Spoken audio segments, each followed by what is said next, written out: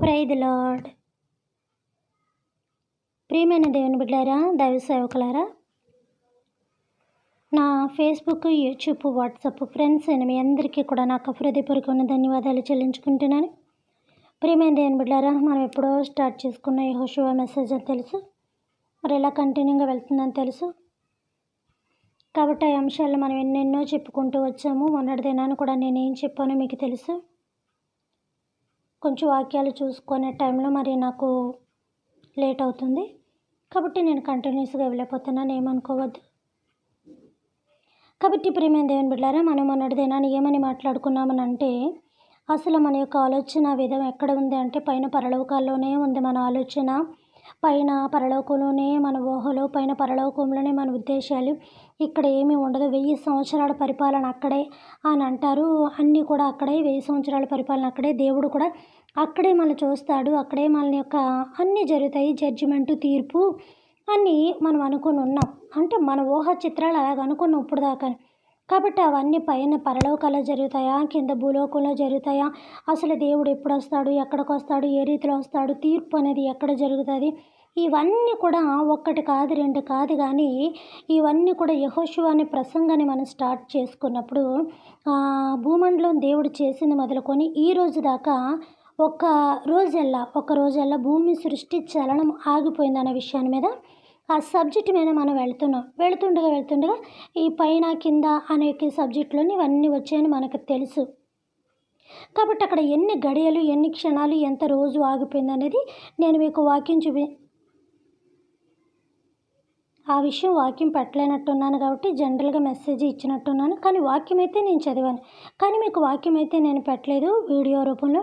కానీ ప్రియమైన దేవుని బిడ్డలారా, అది కూడా వాక్యం పెట్టేస్తాను. అక్కడి నుంచి ఒక 10 గంటలు మిస్ అయ్యాను, 10 గంటలు 10 నిమిషాలు మిస్ అయ్యాయని చెప్పాను. అది ఎక్కడ జరిగిందని కూడా చూపిస్తానన్నాను. ఇలాగ ఈ యొక్క రీతిలో మనం ఇప్పుడు దాకా చాలా చాలా చాలా విషయాలు, వివరాలు మాట్లాడుకుంటూ, అనేకమైన వాక్యాలు తెలుసుకుంటూ, అనేక వాక్యాలు చదువుకుంటూ మనం ఇంతవరకు ముందుకు రావడం జరిగింది. ఇప్పుడు ఏంటంటే ఇక ఈ 2 డేస్లో నేను పూర్తి చేసేస్తాను, కాబట్టి ఇంకొంచెం వివరం నాకు కావాలి. కాబట్టి నేను ఈ 2 డేస్ కోసం నేను ప్రిపేర్ అవుతూ ఉన్నాను, తీసుకుంటూ ఉన్నాను. అంటే మీకు దాన్ని నేను ఎలా ప్రజెంట్ చేయాలి, ఎలా ఎక్స్ప్లెయిన్ చేయాలని కాదు సుమా, నాకు వాక్యాలు దొరక్క అన్నీ నా బ్రెయిన్లో ఉంటాయి, కానీ నాకు ఆన్సర్ వచ్చినప్పుడు గుర్తుండదు. కాబట్టి ప్రియమైన దేవుని బిడ్డలారా, ఈసారి అన్నా కూడా కొంచెం నేను చదివిన వెంటనే బుక్ మెయింటైన్ చేయాలి. ఉంటాయి నా బుక్స్, ఉంటాయి, అలా అందులో రాసుకుంటూ ఉంటాను. ఈసారి వెంటనే బైబిల్ చదువుకుంటున్నప్పుడల్లా నేను అక్కడ చేస్తూ ఉండాలి, అప్పుడు ఇంత లేట్ జరగదు. కాబట్టి ప్రియమైన దేవుని బిడ్డలారా, ఒక్కసారి నేను రిపీట్ చేస్తున్నాను చూడండి. మళ్ళీని మొన్నటి దినాన నేను వాక్యం చదివాను కదరా, ఏం చదివాను, ఎందులో చదివాను, ఏం చదివాను అసలు,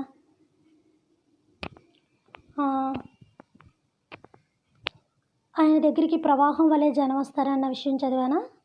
మలాకియా కాదు, మేకా 4:1. తర్వాత 1:4 కూడా మనం చదువుకున్నాం. క్రీస్తు వస్తాడు, క్రీస్తు పరిపాలన ఎలా ఉంటుంది. ఇంకొక విషయం ఏదో మాట్లాడుకున్నాం మనం, 1000 సంవత్సరాల పరిపాలన. ఈ 1000 సంవత్సరాల పరిపాలన అనే విషయం ఎక్కడ ఉంటుంది, ఎక్కడ జరుగుతుంది, పైకి పైకి పైకి పైకి అనుకునే మనము ఆ పరిపాలన పైన జరుగుతుందా, కింద జరుగుతుందా, ఎక్కడుంది ఏంటని వాక్యంతో నేను చాలా క్లియర్గా పెట్టడం జరిగింది. అది పైన పరలోకాలనా, కింద భూమి మీద ఏంటి అనే విషయాన్ని పెట్టడం జరిగింది. ఈయన గారి కోసం ఇంకొంచెం మనం మాట్లాడుకోవాలని కూడా చెప్పడం జరిగింది. ఆయన గారు ఏమంటే అపవాది గారు అనమాట. కాబట్టి ఇవన్నీ కోసం కూడా 1000 సంవత్సరాలు మనం భూమి మీద ఉంటామా, ఉండమా, ఆ దేవునితోటే ఉంటామా, దేవుని తర్వాత మళ్ళీ అది సముద్రం నుంచి వచ్చిన తర్వాత యుద్ధం జరిగిన తర్వాత సముద్రంలోంచి వస్తుందా, లేదా పరలోకంలోంచి వస్తుందా, అదంతా భూమి మీదే జరుగుతుందా, పైన పరలోకాలు, ఇవన్నీ కూడా చాలా క్లియర్గా మనం మాట్లాడుకోవడం. ప్లస్ మీకు వాక్యం పెట్టి నేను మీకు ఎక్స్ప్లెయిన్ చేయడం జరిగింది. కాబట్టి ఆ వాక్యాన్ని ఇంకోసారి మీరు చదువుకొని వింటే సరిపోద్ది. కాబట్టి ఏమని చెప్పాను, 1000 సంవత్సరాల పరిపాలన పరలోకంలా కాదు, కింద భూమి మీదే జరుగుతుందని నేను చెప్పాను. పైన పరలోకంలో ఏమీ లేదు, దేవుడు చాలా క్లీన్ బోర్డ్ చేసి కింద పంపించేశాడు. వాటి దోతల్ని వాటి సమూహాన్ని కిందకు తోసేశాడైనా. ఇక పరలోకంలో మన అందరినీ కూడా నీతిమంతులు ఎవరు, అనీతిమంతులు ఎవరని కౌంటింగ్ చేసుకోవడానికి వెళ్ళడానికే తప్ప ఏమీ లేదు. నీతిమంతులు అయితే పైకిని, గొర్రెల గుంపులోకిని, పాపాత్ములు అయితే నరకంలోకిని, నిత్య అగ్నిలోకిని, అది కూడా షడ్రకు మేషకు అబేద్నెగోను అగ్నిగుండాన్ని కూడా, ఆ యొక్క చిత్రాన్ని కూడా మీ మీద ఉంచానని తెలుసు. మీ కళ్ళ ముందు పెట్టానని తెలుసు. ఇవన్నీ కూడా మీ ఎదుటి ఇప్పుడు దాకా చెప్పుకుంటూ వచ్చానరా. మరి మీరు ఎంతవరకు దీన్ని అబ్జర్వేషన్ చేస్తున్నారో, వింటున్నారో, ఎంతవరకు మైండ్లో మీరు తీసుకుంటున్నారో తెలియదు. కానీ ఒకటి గుర్తుపెట్టుకోవాలి సుమా, ఇదంతా భూమి మీద మరణాల కోసం జరుగుతుంది. ఇప్పుడు బాగా ఎక్కువగా భూమి మీద జరుగుతున్న ఈ యొక్క మనిషి యొక్క ఆలోచన తీరు ఎలా ఉంది అనే ఒక విషయం బట్టి మనం మాట్లాడుకున్నాం. మనిషి యొక్క ఆలోచన తీరు ఎలా ఉందని మాట్లాడుకుంటే డైరెక్ట్గా వాక్యాలు దొరికేస్తాయి. డైరెక్ట్గా వాక్యంతో దేవుడు మాట్లాడేస్తున్నాడు. అంటే ఒక మనిషి ఆలోచన తీరు దేవునికి ఎంత వ్యతిరేకంగా ఉందో ఒకసారి చూడండి. అంటే దేవుని వ్యతిరేకతలో మనం ఎంత క్రియలు చేస్తున్నామో చూడండి. దేవుని మీద భక్తి కన్నా వ్యతిరేకత పనులు చేస్తూ అది ఆయనకి ఇష్టము అనుకుంటూ, అదే ఆయన చెప్పిన పని అనుకుంటూ, అలాగే ఆయన చెప్పాడు అనుకొని మన సొంత పనికిమాల ఆలోచనలు తీసుకొని, నీచమైన ఆలోచనలు తీసుకొని, మళ్ళీ దేవుని వాక్యాలు 2-3 తీసుకొని ఇంత నీచంగా మనం బైబిల్ చదువుతున్నామే. ఇది ఎంతవరకు కరెక్ట్ అంటారు ప్రియమైన దేవుని బిడ్డలారా? మీరు నాకు ఒక 10 చూపించవచ్చు వాక్యాలు, పోనీ 100 చూపించండి, నేను 1000 చూపిస్తాను. పోనీ అన్ని కాకపోయినా నేను ఒక 100 చూపిస్తాను. ఇక బాధికాండ నుంచి ప్రకటన దాకా పట్టుకున్నానంటే ఖచ్చితంగా 1000 చూపిస్తాను, చూపించి తీరుతాను. నాకు అంతటి పట్టుదల. ఎలా ఉంది మానవుని యొక్క ఆలోచన బైబిల్లోని కలిపేస్తున్నారు. బైబిల్ ఆలోచన మనం తీసుకుంటలేదు, బైబిల్ మాటలు మనం తీసుకుంటలేదు, బైబిల్ ఉద్దేశాలు మనం తీసుకుంటలేదు. బైబిల్ అంటే ఏదో అక్షరాలు, బైబిల్ అంటే ఏదో ఒక నల్ల అట్ట, బైబిల్ అంటే ఒక కొన్ని నీతి బోధనలు అనుకుంటున్నారు. కానీ అది మన జీవితాన్ని నిర్ణయం, అది పరలోకానికి పాతాళానికి మధ్యన ఊగిసలాడుతున్నాం మనకి ఏమన్నా అర్థమవుతుంది అసలు ప్రియమైన దేవుని బిడ్డలారా? నేను అడుగుతున్నాను, మనం ఏమన్నా అర్థం చేసుకుంటున్నామా? ఏంటి ఇంత కామన్గా తీసేసుకుంటున్నాం మనం ప్రతిదీ? అసలు ఏ పాటి భయము, ఏ పాటి శ్రద్ధ, ఏ పాటి ఇది లేకుండా ఎంత క్యాజువల్గా తీసుకుంటున్నామంటే అస్సలు ఇంత కూడా కేర్ లేదు, ఇంత కూడా జాగ్రత్త లేదు దేవుడి విషయంలో. నోటుకొచ్చింది మాట్లాడేసుకొని ఏదో 2-3 వాక్యాలు మైండ్లో పెట్టేసుకొని గళగళమని కంఠోపదంగా మాట్లాడితే, కంచు మోగినట్టు కనకాంబరం మోగినట్టు మాట్లాడితే అందరూ మాట్లాడతారు బల్లగుద్ది. ఎంత బల్లగుద్దామా అన్నది కాదు, దేవుని సత్యం ఎంత ప్రకటించామన్నది ఇంపార్టెంట్.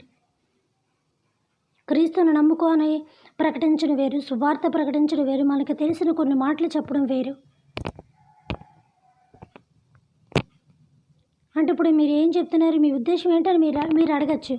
ప్రియమైన దేవుని బిడ్డలారా, నేను మీకు ఈరోజు ఒక క్వశ్చన్ వేయాలని అనుకుంటున్నాను. అదేంటంటే కనుక, మీరు ఫస్ట్ నుంచి నా మెసేజ్లు వింటున్నారు కదా, ఫస్ట్ నుంచి నన్ను ఫాలో అవుతున్నారు కదా, దేవుని వాక్యాలు ఫాలో అవుతున్నారు కదా.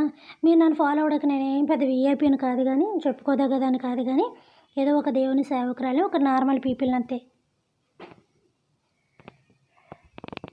కాబట్టి ప్రియమైన దేవుని బిడ్డలారా, ఆ రీతిలో మనం చూసుకుంటూ ఉంటే, నేను మీకు వాక్యాలు ఇచ్చిన కాడి నుంచి, వింటున్న కాడి నుంచి, బైబిల్లో వాక్యాలు చదువుతున్న కాడి నుంచి, నిజంగా నా గుండెల మీద నేను చేసుకొని మనస్ఫూర్తిగా నేను చెప్తున్నాను, మీ యొక్క అంతరంగం మీద మీరు కూడా చేసుకొని మీరు దేవునితో చెప్పండి, దేవునితో చెప్పుకోండి.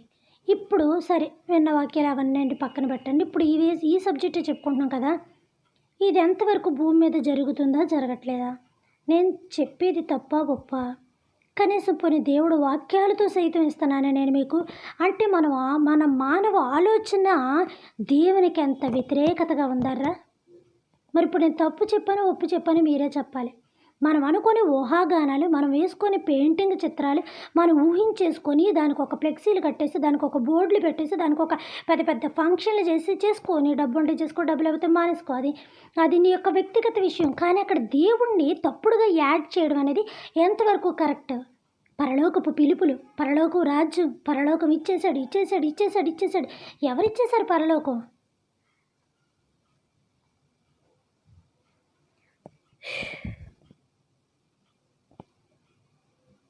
ప్రియమైన దేవుని బిడ్డలారా, ఇప్పటికీ మనం అదే స్థితిలో ఉన్నాం. కాబట్టి ఈ సబ్జెక్ట్ నేను ఎంత నొక్కి ఒక్కడి నుంచి ఒకటికి 10 సార్లు నేను ఇంత క్లియర్గా చెప్తున్నానంటే మీ మైండ్లో పడుతుందని. మీ ఇంట్లో ఎలాంటి వృద్ధుల్లోంచి ఎలాంటి ప్రాబ్లం వచ్చినప్పటికీ కూడా ఇలాంటి పనులు దయచేసి చేయించదు. అవి చనిపోయిన తర్వాత కృతజ్ఞత ఏం కూడు కదా అంటారు, పెట్టించుకుంటారు కదా లాస్ట్లో దినానికి, అలాగ ఒకటి పెట్టించుకుంటే సరిపోతుంది. ఇక ప్రతిసారి దాన్ని మనం అలా చేయడం, మళ్ళీ తర్వాత బోర్డులు పెట్టించడం, బైబిల్ చదువుకునేవాడమ్మా, ప్రార్థన చేసుకునేదమ్మా, భక్తిపరులమ్మా, దేవుడు తీసుకెళ్ళిపోవడమ్మా, దేవుడితోటి ఉందమ్మా, దేవుని ఆత్మ కలిపేసుకోండి. ఇలాంటి మాటలు వద్దు వద్దు అసలు. నీ పేరు అందులో పెట్టి, పోనీ నా పేరు ఎట్టుకుందాం, నేను చచ్చిపోయాను అనుకోండి, నా పేరెట్టి పలానా రాణి, సింధియా రాణిని పరలోక రాజ్యం తీసుకెళ్ళిపోయాడు దేవుడు అని నాకు ఫ్లెక్సీ రాయించేసి, నాకు ఒక ఇది చేసి, నాకు దండేసి దండం పెట్టేసి, నాకు ఫ్లెక్సీ రాయించేసి ఇచ్చేసినంత మాత్రాన నేను బైబిల్ అక్షరాల్లో ఉంటానా? మోషే గారు చనిపోయారని ఉంది కదా అని మీరు అనొచ్చు. ఉంది, మరి ఆయన భక్తిపరుడు, ఆయన దేవుడితో ఉన్నాడు. నేను భక్తిపరురాలనా? నేను ఏమన్నా దేవుడితో రోజు ఆదాము అవలాగా సాయంకాలం పూట్ల చల్లపూట ఏమన్నా స్నాక్స్ తింటూ ఆయనతో తిరుగుతున్నానా? నేను ఏమన్నా విశ్వాసవంతురాలనా? మీరు చర్చికి వెళ్తారు కదండి, అయితే ప్రార్థన చేసుకుంటారు కదా, అయితే చాలా భక్తిపరురాలని అనుకుందాం. అయితే ఏంటి? గుర్తుపెట్టుకోండి ప్రియమైన దేవుడు, నేను ఎంతటి యోగ్యురాలైన భూమి మీదే నా జీవితము, నేను ఎంతటి పాపాత్మురాలైన భూమి మీదే నా జీవితము. నా చరిత్ర బైబిల్లో లిఖించబడలేదు, బడదు కూడా. కాబట్టి పరలోక రాజ్యంలో నాకు అర్హత అప్పుడే లేదు. లాస్ట్ ఫైనల్ జడ్జిమెంట్ బట్టి, ఇక్కడ నేను వేసే యాసాలు బట్టి మంచిగా ఉన్నానా, చెడుగా ఉన్నానా, భక్తిగా ఉన్నానా, భక్తిహీనతలో ఉన్నానా ఏంటనేది ఆ మహారాజు కౌంటింగ్ చేసిన తర్వాత, బుక్కులో నా పేరు ఎక్కిన తర్వాత, జీవగ్రంథం కాకుండా వేరొక గ్రంథంలో, ఈ 2 గ్రంథాల్లో నా పేరు ఉంటే అప్పుడు నేను పరలోకానికి ఆయన పాస్ చేయాలనుకుంటే పాస్ చేస్తాడు, లేదా కిందకు దోసేయాలంటే ఎడంకలతో తన్ని దోసి పాడేస్తాడు. అప్పుడు నిత్యం అక్కడ డ్యాన్సే, అగ్ని ఆరదు, పురుగు చారదు, నా ఆత్మ చచ్చిపోదు. ఇక్కడంటే శరీరం చచ్చిపోయింది కాబట్టి పండగ, బాధలు పోయా, శ్రమలు పోయా, ఇరుకులు పోయా, ఇబ్బందులు పోయా. ఎందుకో తెలుసా? ఆ శరీరానికి ఆత్మ లేదు కాబట్టి, ఆ శరీరం అనే ఆత్మ ఇప్పుడు అప్పుడే లేదు కాబట్టి. కానీ ఆత్మకి, అందుకే దేవుడు చెప్తున్నాడు, దేహమును ఆత్మను కలిపి చంపిన వానికి మాత్రము వనకడం కాదు, భయపడడం కాదు, గడగడలాడాలి. నీ ఆత్మ అక్కడ కాలుతుంది, అప్పుడు ఇప్పుడు కాదు. శరీరం పోయిందని బాధపడిపోతున్నావు కదా, నీ శరీరం కన్నా ఇంపార్టెంట్ నీ ఆత్మకు ఒక శరీరాన్ని జోడించాడు దేవుడు అని చెప్తున్నాను నేను.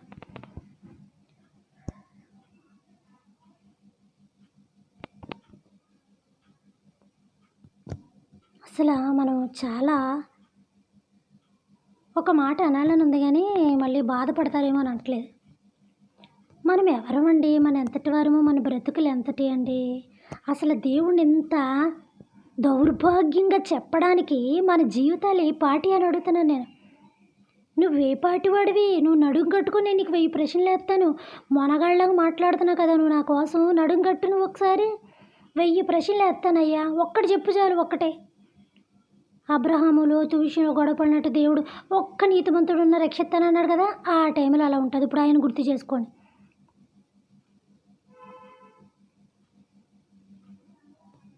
సత్యమైన వాక్యం, మర్మమైన వాక్యం, నేనే చెప్తున్నట్టుగా సత్యమైన వాక్యం. అసలైన సత్యవంతుడి బైబిల్లో దాగి ఉన్నాడు. నువ్వు చదివితే కదా, నువ్వు పట్టుకుంటే నువ్వు సత్యమని నేను చెప్పాను. ఆ పేరు పెట్టుకోవడానికి ధైర్యం ఉండాలి. సత్యమైన వాక్యం నేను చెప్తున్నాను అంటే నాకు ధైర్యం ఉండాలి ఆ మాట నేను అంటానికి. ఎవరు పడతాళ్ళు, ఎప్పుడు పడితే అక్కడ, ఎక్కడ పడితే అక్కడ. ఈ మధ్యన కరోనా వచ్చిన కాడి నుంచి ఎవరి మటుకు వాళ్ళ ఛానల్స్ పెట్టుకొని, తప్పులేదు, దేవుని స్వార్థ చేయడంలో తప్పులేదు. వాళ్ళు కూడా ఇంకా దైవ సేవకులకి తోడు ఉండాల్సిన వాళ్ళు కూడా ఇలాగా పబ్లిక్ అయిపోయింది కాబట్టి ఛానల్స్ అనేవి ఈ యొక్క సెలలోని దైవ సేవకుల దగ్గర ఉన్న వాళ్ళు కూడా పెట్టేసుకుంటున్నారు.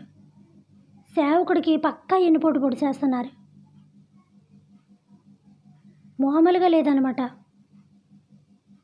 నేను చెప్పను, మీకు అర్థమై ఉంటుంది, అర్థం చేసుకోండి అంతే. ఎవరి మాటకు వాళ్ళే చెప్పచ్చు. దేవుడు సర్వలోకానికి వెళ్ళి సువార్త చేయమన్నాడు. మీరే కదండి అందరి దగ్గరికి వెళ్ళి సువార్త కూడా చేయమని చెప్పారు. సువార్త చేయి, ఎంతైనా సువార్త చేయి, ఎంతైనా 10 మంది చెప్పు, ఎంతైనా 10 మంది తీసురా. దానికి దీనికి డిఫరెన్స్ ఏంటని అడుగుతారేమో. మళ్ళీ దానికి తగ్గ మాటలు ఆకాశానికి భూమికి ఉన్నట్టున్నాయి. ఎక్కడ ఉంటాయి? బైబిల్లోనే ఉంటాయి. కాబట్టి 1000 సంవత్సరాల పరిపాలన పరలోకంలో కాదు, భూమి మీదే. దేవుడు ఎక్కడికి వస్తానన్నాడు? మధ్యాకాశానికి. నేను అది అడుగుతున్నాను, మధ్యాకాశం ఎక్కడా? అంటే అది ఎక్కడ అని మీరు నన్ను అడగచ్చు. ప్రియమైన దేవుని బిడ్డలారా, ఇస్తున్నాను కాబట్టి అన్నీ లైన్గా వస్తూనే ఉంటాయి.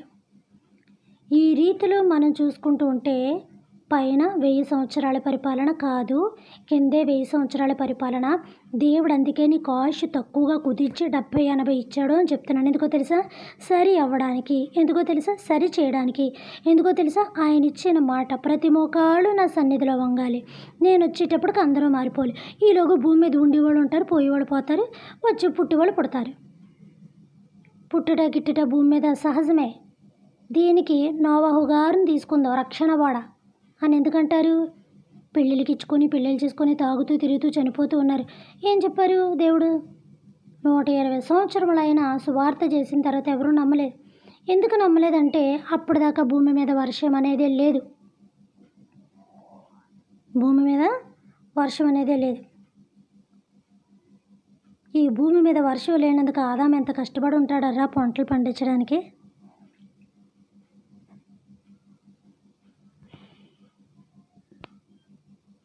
కాబట్టి ప్రియమైన దేవుని బిడ్డలారా, నేను ఇంకో విషయం ఏదో చెప్తాం అనుకున్నాను, మర్చిపోయాను. క్రీస్తు రాజ్యం చెప్పాను. క్రీస్తు రాజ్యం అంటే డినామినేషన్ అని కాదు.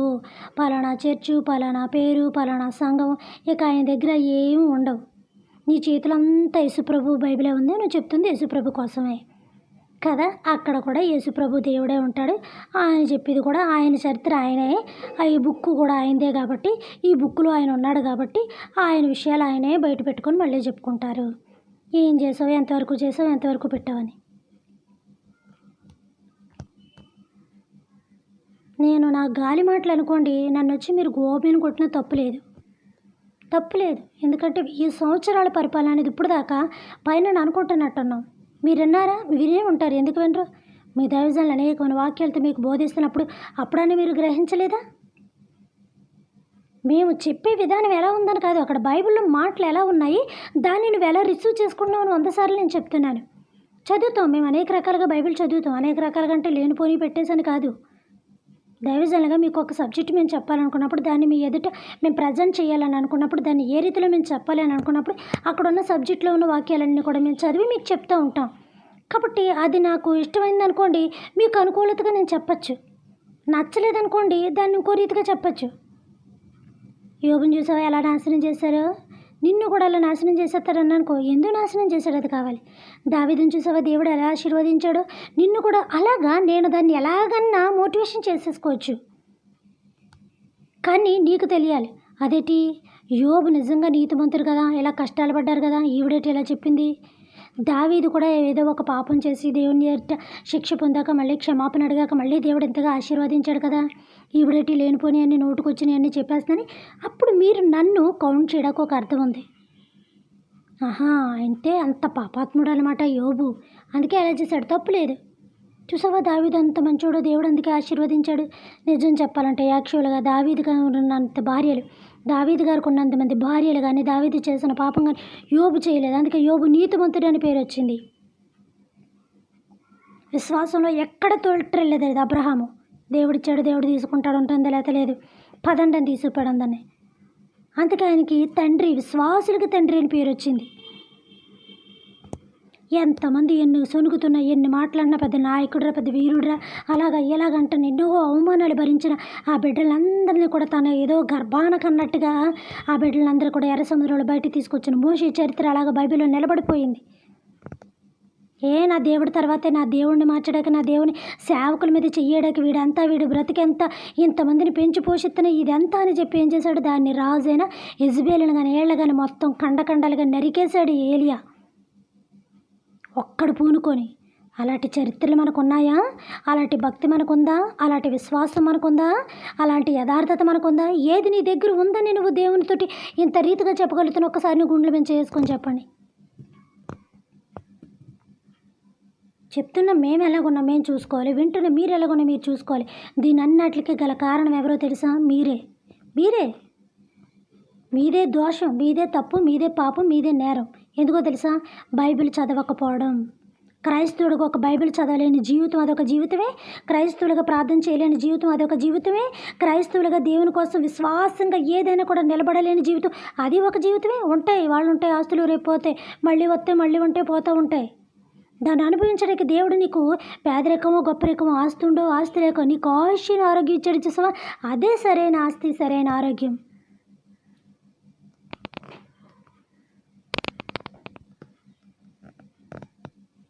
వెయ్యి సంవత్సరాల దేవుడు మళ్ళీ నీకు ఆయుష్ ఇస్తున్నాడు. ఇప్పుడు సమాధిలోకి వెళ్ళిపోయాను బాధపడద్దు. దేవుడు పిచ్చోడే చెప్పాడా? నీ ఓళ్ళు నువ్వు కలుసుకుంటావు, నీ ఓళ్ళు నువ్వు చూస్తావు, మళ్ళీ ఒకరికొకరు మీరంతా కలుసుకుంటారని దేవుడు చెప్పిన మాట పిచ్చి మాట అనుకున్నారా? అంటే దేవుడు పిచ్చోడు, నువ్వు జ్ఞానివి. మనం ఏమనుకుంటాం, పాపం చేసిన నేను కూడా పరలోకానికి వెళ్ళిపోయి, మా ఆయన చనిపోయి మా ఆయన కూడా పరలోక రాజ్యానికి వెళ్ళిపోయి అక్కడ ఇద్దరు ఏమైనా చెమచక్కలు ఆడుకుంటామని అనుకున్నారా పైన?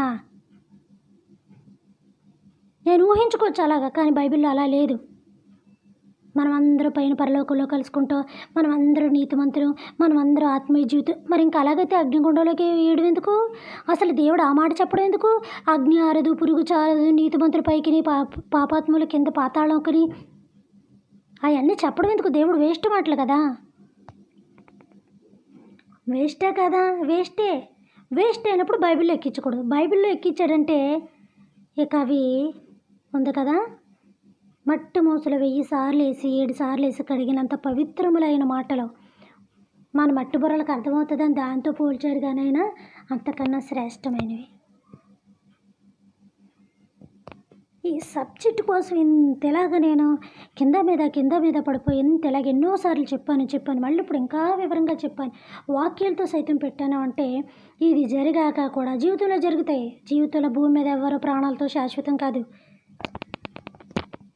మన రిలేషన్లోనూ అక్కడెక్కడో వృద్ధులు ఉంటారు కదా, వాళ్ళకి ఏమైనా జరిగినప్పుడు ఇలాగా కూడా వాక్యం విని వాక్యం తెలిసి కూడా ఎలాంటి పెట్టారు అని అంటే ఇక దానికి ఎవరు బాధ్యులు కారు. ఎవరి కర్మకాల బాధ్యులు అంటారు చూసామా, ఆ టైప్ అనమాట.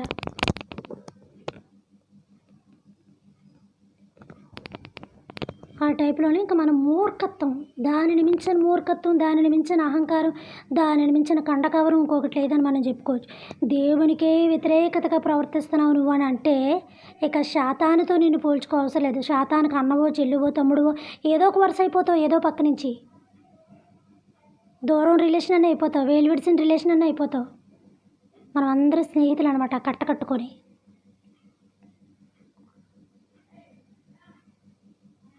వాక్యాలు చదవాలి ప్రియమైన దేవుని బిడ్డలారా, మీది మీకు తెలియాలి. సరే, మిగతా విషయాలన్నీ కూడా రేపు మాట్లాడుకుందాం. వాక్యం పెట్టాను కానీ ఇప్పుడు చెప్పలేదు, ఎందుకంటే ఈ సబ్జెక్ట్ పూర్తవకుండా మళ్ళీ ఇప్పుడు ఈ సబ్జెక్ట్లోకి వెళ్ళాలంటే ఎలాగో ఉంటుంది. కాబట్టి మనం ఏం చెప్తామంటే 1000 సంవత్సరాల పరిపాలన భూమి మీదే. దేవుడు నీకు 1000 సంవత్సరంలో ఆయుష్ ఇచ్చాడు, అది భూమి మీదే. 70 సంవత్సరాల ఆయుష్ ఇచ్చింది నువ్వు మారుతావని, నీ కుటుంబ సభ్యులు మార్చుతావని, ఇరుగు పొరుగు వారిని 2-3 10,000 మందిని కాదు సుమా, ఒక్కళ్ళో ఇద్దరిలో నీతో తీసుకుపోతావని. అంతే తప్ప నువ్వు కరెంటు పట్టుకొని ఆని పట్టుకోమని కాదు. నువ్వు చెరువులోను గోదావరిలోని దూకేసి ఆని తోసేసి తర్వాత నువ్వు ఇష్టమైతే దూకి తర్వాత వెనక్కి వచ్చేమని కాదు. అలాంటి పనులు చేశారు కాక. మిగతా విషయాలు రేపు మాట్లాడుకుందాం ప్రియమైన దేవుని బిడ్డలారా. పరలోకమందున్న మా తండ్రి, మీ నామము పరిశుద్ధపరచబడును గాక, మీ రాజ్యం వచ్చును గాక, మీ చిత్తము పరలోకమందును నెరవేరినట్లు భూమి యందును నెరవేరును గాక. మనదైన ఆహారం నేడు మాకు దయచేయమయ్యా. మా యొక్క బోనసుల అపరాధములను మేము క్షమించిన ప్రకారము మా అపరాధములను మీరును క్షమించండి తండ్రి. మమ్మల్ని శోధన నుంచి కాకిడిని తప్పించమని ఆ రాజ్యము శక్తి మహిమ నిరంతరం మీరే ఉన్నారు తండ్రి. ఆమేన్. దేవుడు మిమ్మల్ని దీవించి ఆశీర్వదించును గాక, నన్ను కూడా దీవించి ఆశీర్వదించును గాక. ఆమేన్. Good night.